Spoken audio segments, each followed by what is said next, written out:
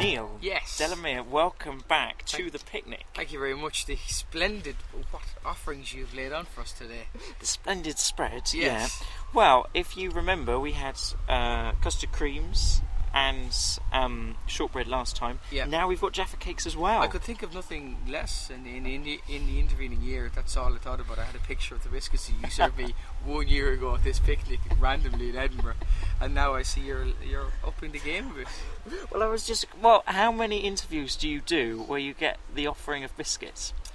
Very few, and I find that if I am offered biscuits, there's usually some sort of nefarious reason behind it. I wake up in a van in Eastern Europe somewhere. It is a bit. It could be looked upon as weird, but honestly they are genuine. I think hospitable. I think is the best way to look at it. Exactly. Yes. Yeah. Not diabetes inducing, but more just inclined to open us up with the offerings of confectionery and biscuits. I think it's a very good idea. Thank you very much. Thank you. Does anybody ever offer you anything in return? Somebody bought some toffees once. Right, just once. Once. And can you remember their name? It was the Trod-On Brat, who now are having their own Radio 4 series. Oh, okay. So maybe the generosity link. pays. Yeah. Yes, okay, fair enough. You're more powerful than I expected. I attribute all their success to those toffees. I'm appearing on this. That's fair enough. So you're dealing with high stuff now. Okay, yeah. As long as I know where I stand, I'm happy enough. Well, because you are a Fringe veteran, really, aren't you? What a horrible phrase, but yeah, I suppose, yeah. How many years have you been here? 6, 7, yeah, something like that. And is it getting to the point where it's just a part of life? August comes up, you're inevitably here. Yeah, pretty much, I suppose. You see, I use it for it's that point where you have to have a show for. You have to. It makes you generate your hour show or however long you're going to do for a show. So it's kind of the enforcer in my life. Do you know what I mean? It makes me come up with that hour, and then you can tour that hour around Ireland or the UK or wherever you're going to do it. So I suppose it's just a kind of an automatic thing. You just get your diary for the year. I'm still kind of an old-fashioned sort of a fellow. So there's a paper diary, and then through August I just put a line and write Edinburgh. And then just a sad face and tears coming down from it. But then pictures of biscuits, which makes me happy. And a smiley face. But it is means to an end in that you're going to take this hour and you're going to take it around. Tour it around, yeah. I'll tour it around. I live in Ireland, so I'll tour it around Ireland pretty much. And the odd bits and pieces here and there. In previous years, I've done Melbourne and I've done Adelaide and Sydney and all those places, so it's brilliant. It just kind of makes you do it. It's almost like releasing a DVD or something. Where a DVD usually ends your material. That's it. It's gone. Edinburgh is the opposite. It makes you generate it, I suppose, and it keeps you interested as well, just in what other people are doing as well, because it is that people go, Montreal or New York or wherever. The world capital comedy is here. Every single way of making people laugh is happening in Edinburgh right now by somebody, and 2 people are watching it at some gig. It's 12 o'clock in the daytime. Some genius is there, and there's 2 people watching it, neither of whom speak English as a first language. But if you want all types of comedy, it's here. Do you make sure that you see that kind of stuff? After such a point as I made, you'd think I would, right? But not really. It's terrible. I just read the brochure going, I bet that's very avant-garde. I do. No, I go and try and see things. I've been a bit remiss this year, but usually I do try and catch a few things, and it's always a joy where you stumble upon something that somebody's kind of slipped you the wink to, and it's just amazing, I know what you mean, though, when you're looking through stuff. It's like, I'm not going to go and see that, but I'm so glad it's there. Yeah, and also you are familiar with how these things are done, so you're looking at that going, well, he came up with that name and that idea in March. I have no idea if that show is actually going to be the show that he's going to do. And then some people you go, that's a great idea. Whereas when I call my show Smart Bomb because it means nothing, because you have to put in the listing in March. I'm like, that's malleable. That can be bent to my will when I write the show in July. Didn't you say in your description sort of general advice will be? Oh yeah, absolutely. yeah. It's not about that at all. It actually should have been called 6 people who think slightly less of me now. That's what it should have been called, because I realised that the show is about these minor quibbles about people who have a smaller opinion, a worse opinion of me than they had probably in 2012. So that idea for the show, you probably have quite a strong idea for it. When did you realise that's what you were going to be doing? There's a plane from Dublin to Edinburgh. Right?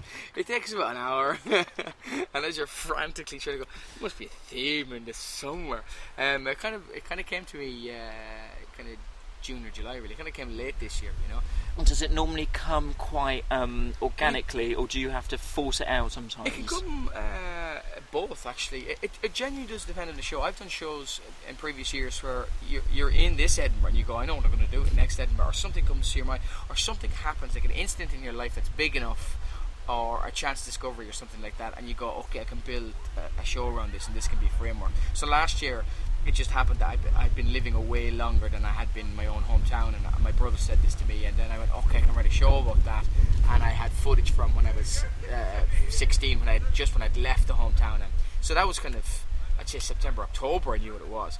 Whereas this year it's a little bit later. So I suppose it depends. It depends on every year, and if you've done 6 or 7 of them, you've come up with shows both ways, really. You know? Are there kind of options that you're like, well, I could go for that, or I could go for that? Or... Well, I've done all sorts. I did a show once primarily about Vikings. Right? Only about Vikings in 2007. And I don't know why, I just thought it'd be interesting to do a show about one specific subject.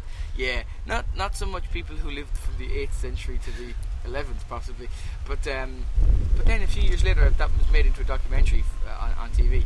So I suppose nothing's ever wasted. Even if you come here, right, in your early days and play to know people, it is the ultimate apprenticeship. You come back bulletproof. You walk into a club and you are, first of all, there's people and you're going, oh my god, none of whom I had to flyer. This is amazing. So like, it's like paying for, do you know those advanced driving courses? That's just like, it's like handing somebody loads of money and knowing at the end that you're going to be much better than when you started, no matter what else happens. And if you get a crowd and build a name for yourself and build up every year, that's brilliant as well, you know. I couldn't recommend it enough, really, if you were of strong mental disposition. I like biscuits. So you were talking about doing kind of, you know, different things. Yeah. Is there anything in you that thinks, oh right, I'm going to do something completely, something that no one would expect from you? The thing is, if you did that, you'd go, oh, no one's ever going to do this, and you'd pick up that bloody brochure, and there'd be 5 other shows with the same name from some Canadian high school doing the same thing. If there's a strong enough idea, I think Edinburgh is the place that you can do it. I mean, it allows people to take their time over things. It's not like a club. You know, you can develop things in a different way. There's arcs to stories. There's kind of serious points that can be made. And if you want to do that, you can do that here. Obviously, the payoff would be completely logically. You could go, okay, I can write an amazing show, but maybe that could only be played for 1 month in Edinburgh. So that's up to some people as well. Some people might go, well, that's no good to me if I want to actually make a living from that for the other 11 months of the year. But I do think that it's an amazing facility to have, that there is one place that no one's going to go, that's a bit weird, because they expect it, you know. There's literally nothing that could happen behind you now. Anything can happen behind you now that I would not expect to be a Fringe show. If a human head rolled down that hill there and some Aztec Indians were playing football with, you just go, I bet that's in venue 93. It's Fringe, yeah. Yeah, you'd expect them to hand out flyers, that's what you would expect. You see a big banner with C venue on it. Yeah, pretty much. Mel Gibson just handing out flyers, got 2 for 1s today. Do you know, I do think that and that's where people can be as weird and eclectic as they possibly can even conjure up in their own mind. There is a place for them, it's here. Do you think you're always going to come? Oh god, no, I'll win the lottery and you'll never see me again. Never again. No, sorry. Let's do that again. It's about the art. Yeah, I'll always be here. It makes no difference how many people come to see the show, because for me it's a deep human connection to the audience. Be it a dog or a man with a dog, whatever. I think I'll always come to see shows anyway. And as long as I keep having ideas, I'll definitely come. So just run me past your show. My show is called Smart Bomb, brackets, 6 people who think slightly less of me this year, close brackets, even though that's not on any of the brochures or flyers. And it's on at 9 o'clock in the Pleasance above. It's been an absolute pleasure. Thank you very so much. I'm going to help take all yourself your to a biscuit. Yeah. I'll take 1 biscuit. Biscuit, very refrained. Jaffa cake. They are the favourite.